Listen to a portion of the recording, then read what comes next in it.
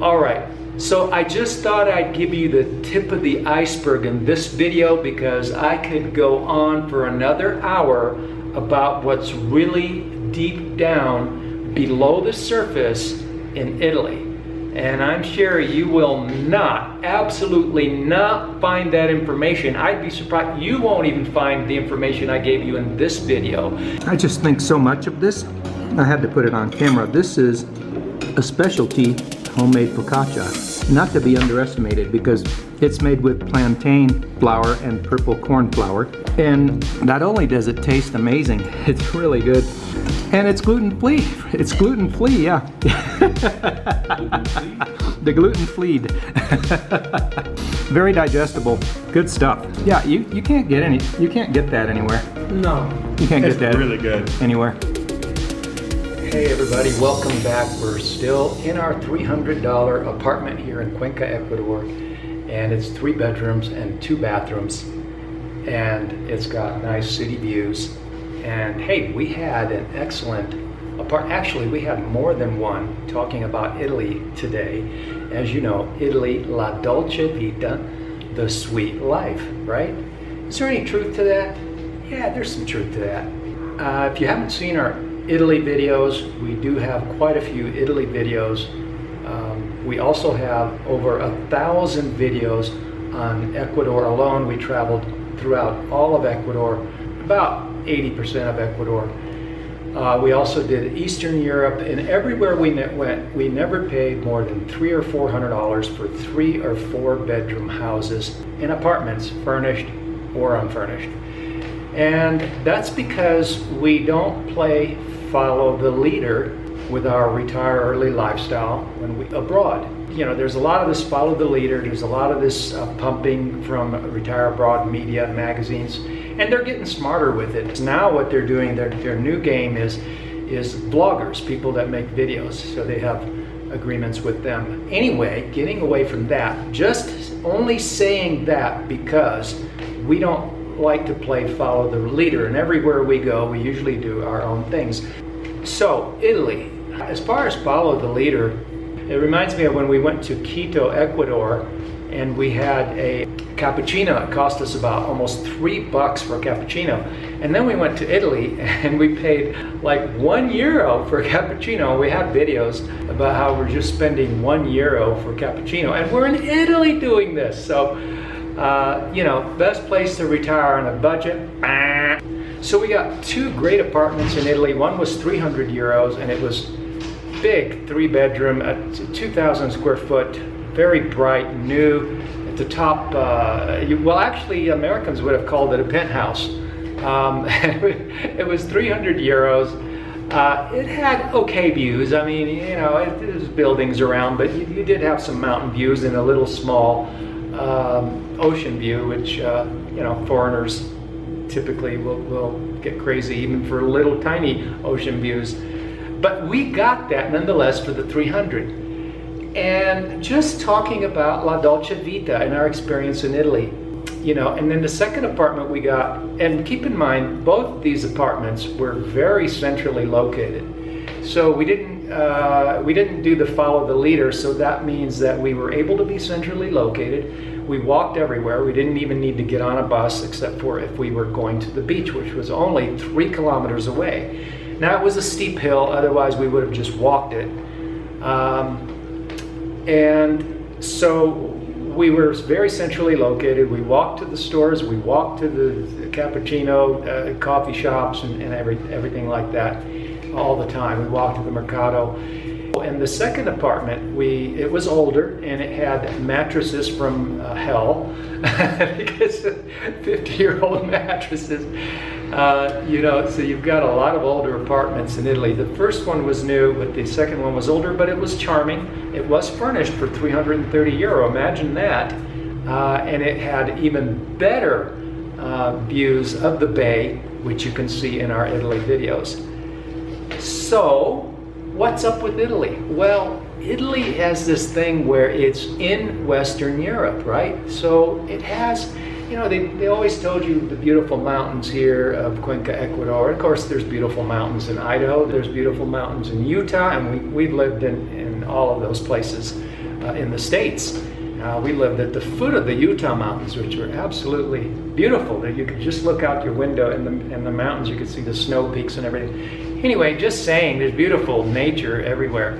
And yes, there's no shortage of beautiful nature in Italy. The terrain is absolutely fantastic. It's good, lots of beautiful hills, and Italians do cappuccino. They do cappuccino really well, although lots of copycats now. You can go anywhere and get cappuccino. But we were disappointed in Rome. We had a pizza that we paid 10 euros for, and it could have been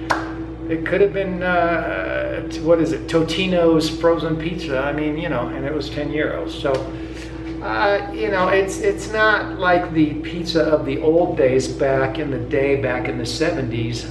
My uncle retired from pizza shops, and his pizzas, now those were pizzas. Those were real pizzas, not what they're doing in the tourist sector. But we didn't stay in the tourist sector.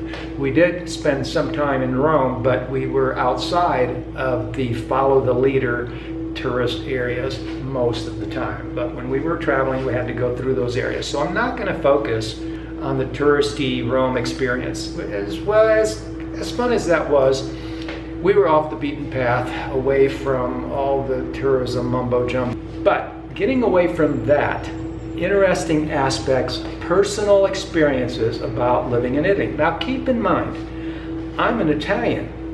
Now, the amazing thing about being an Italian is that I'm really an American.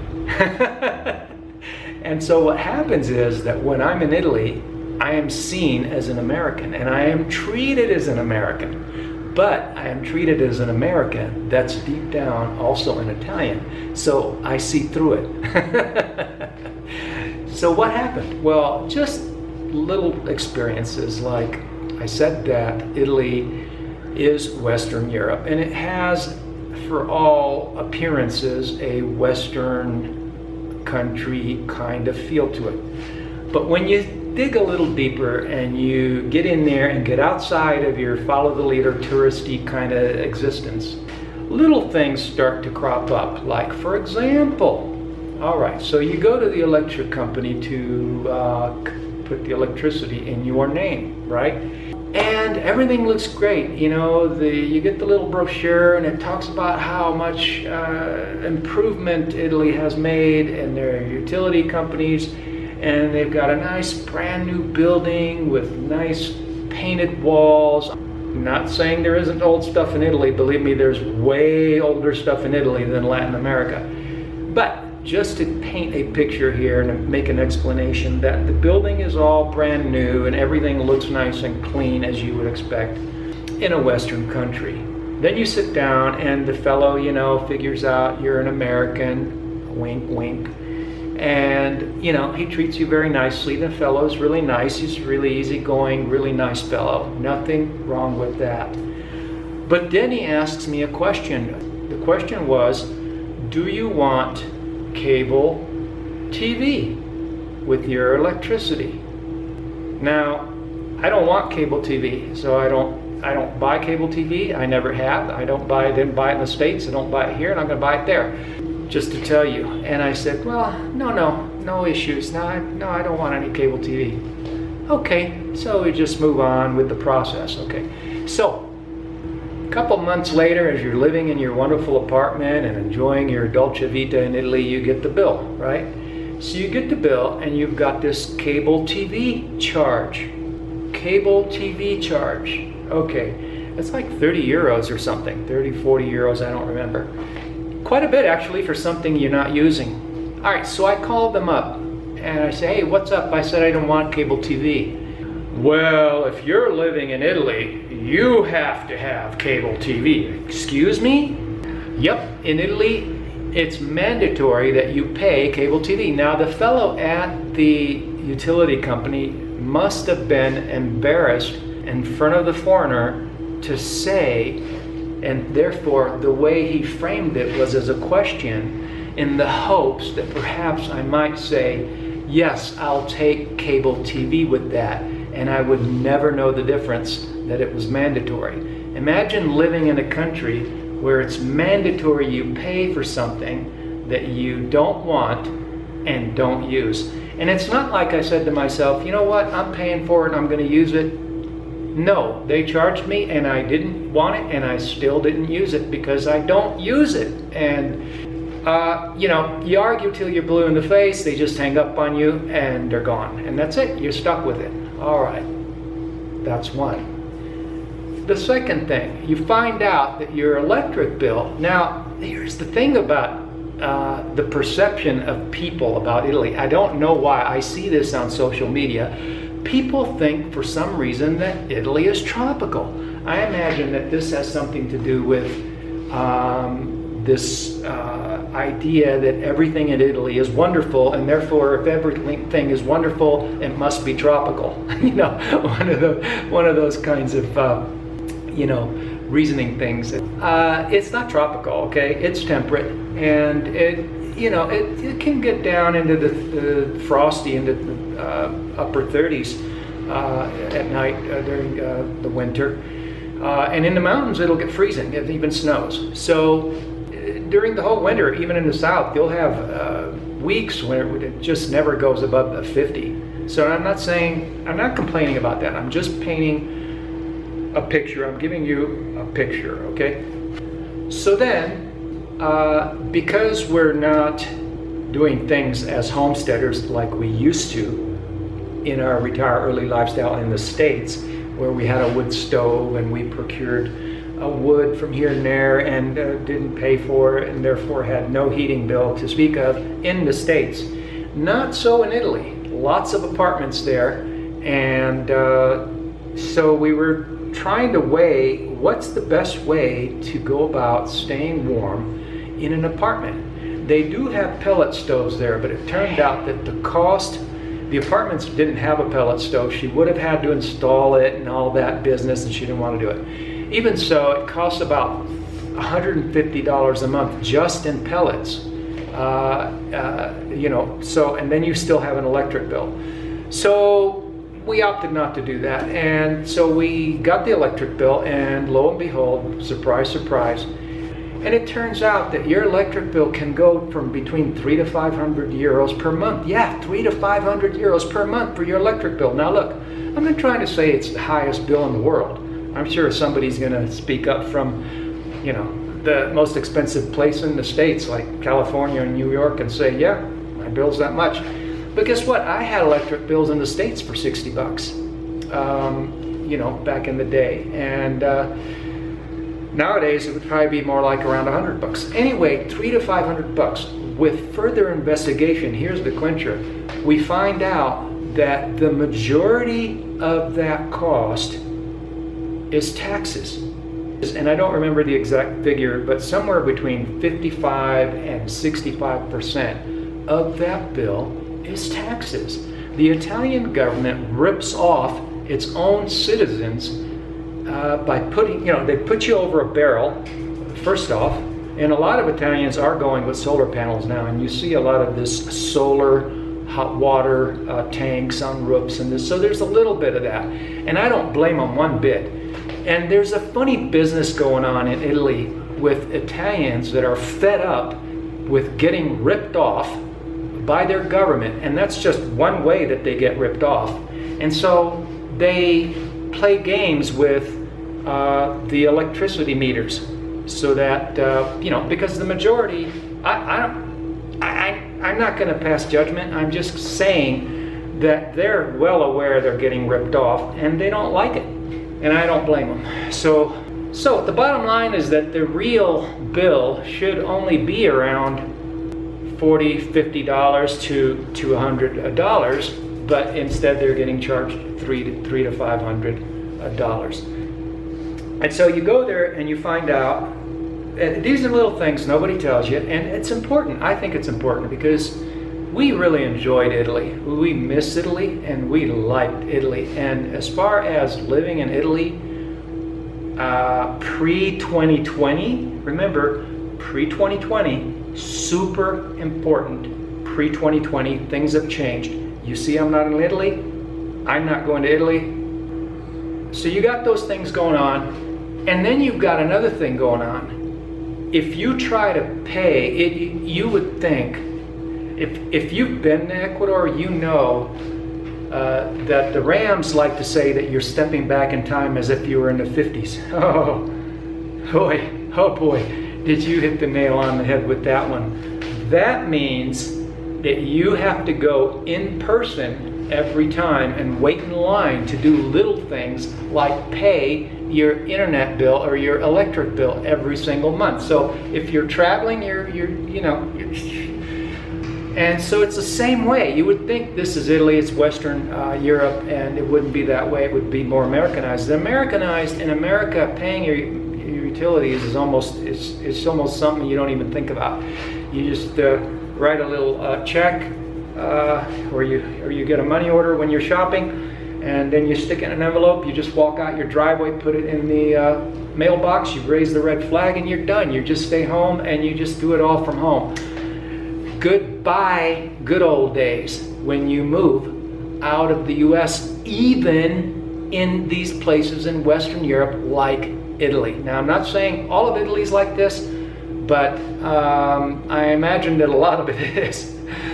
Listen, I had such a problem and a headache just communicating with these utility companies. I'm talking the internet company and the electric company.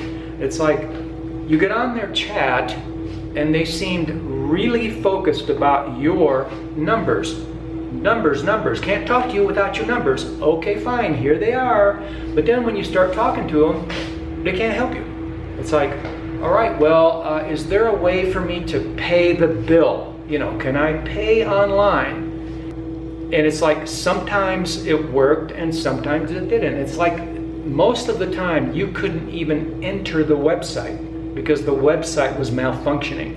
And then whenever you talked to the customer service, that's a misnomer. There's no customer service. It's just mind-boggling. It's just you can't really explain how you're trying to get something done and they're not helping you. They don't seem to be able to help you get something done as simple as pay the bill. And the electric bill, same thing. Half the time you couldn't even enter the website. And then there's no way of paying it online. You have to make a wire transfer. And of course, wire transfers cost money. So the bill is already 300, 400, 500 euro. You're already paying for mandatory cable TV. You're already getting the short end of the stick with 55, 60% taxes tacked on.